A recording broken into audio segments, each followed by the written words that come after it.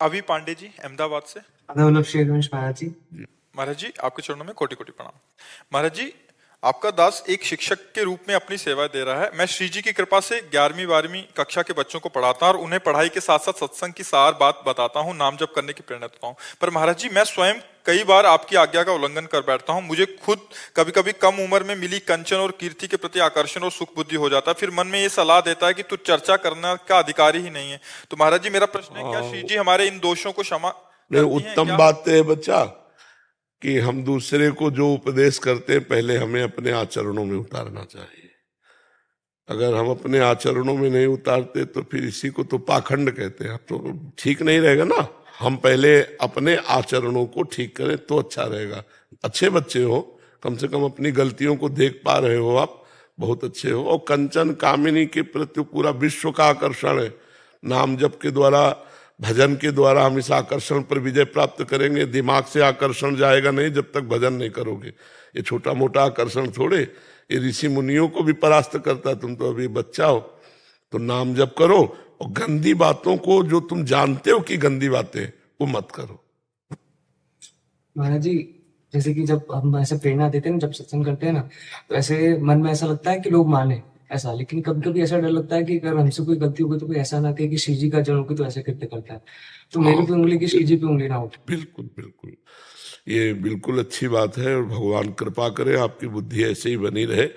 ये डर जरूर रहना चाहिए कि हम जैसे नीच हैं तो हैं, लेकिन हमारे गुरु को कोई गाली न दे, हमारे इष्ट को कोई गाली न दे, हमारे द्वारा ऐसा कोई आचरण न बने। ये जिंदगी भर डरते रहे। ये हम, एक ने पूछा था कि आपको डर है, तो हम कहा एक बात का डर है कि हमारे द्वारा कोई ऐसी गलती ना हो जाए जो कोई हमारे इष्ट को और गुरु को गाली दे। ये देखो उनके चेला है, देखो ये भगत बनते थे, हमारे भगवान को, हमारे गुरु को कोई गाली दे, ऐसे हमारे आचरण कभी ना हो।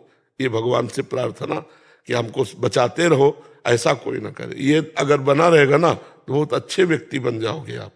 ये डर बना रहना चाहिए, ये डर बना रहना चाहिए। और जो डर भी रहता है बट फिर भी गलती हो जाती है, फिर जलन होती है, फिर हाँ, इसी तरह एक दिन ऐसा दुख आएगा, ऐसी जलन पैदा होगी कि आपसे गलती होगी नहीं। अभी वो दुख, वो जलन जब असहनीय दुख हो जाएगा कि अब नहीं, बस उसी दिन आपके अंदर भागवतिक पावर आ जाएगा कि अब नहीं, मर चाहे जाऊं, अब ये नहीं करूंगा। फिर वो नहीं होगा जीवन में। क्या हम चर्चा कर सकते हैं श्री जी की? उपदेश और चर्चा में क्या अंतर है? चर्चा में होता है दो प्रेमी मिलकर अपने प्रीतम की चर्चा करना। उपदेश में होता है कि जो हमने सुना है, पढ़ा है, वो दूसरे के सुधार के लिए बोलना। चर्चा में जो होता है वो दो प्रेमियों की परस्पर प्रीतम वार्ता होती है। मत चित्ता मदगत प्राणा बोधयंता परस्परम कथयंत च माम नित्यम तुष्यंत च रमंत च। ये प्रेमी जनों की बात। और उपदेश होते हैं जो हमने सुना है, जो हमने पढ़ा है, तुम्हारा मंगल हो जाए इसलिए हम आपको उपदेश करते हैं। पर यह क्षमता उसी की होनी चाहिए जो अपना मंगल कर चुका है।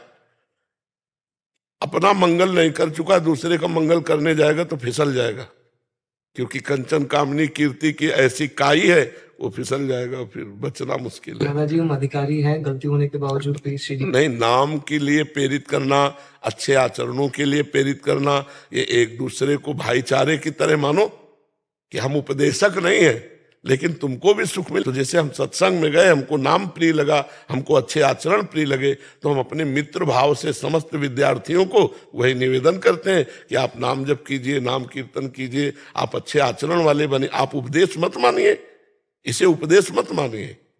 उपदेशक बनने के लिए योग्यता चाहिए, लेकिन हमने सुना है और वो हम आपको बता रहे हैं, आप मानो या ना मानो, तो इसमें कोई बड़ी बात नहीं है, इसमें कोई दोष नहीं है।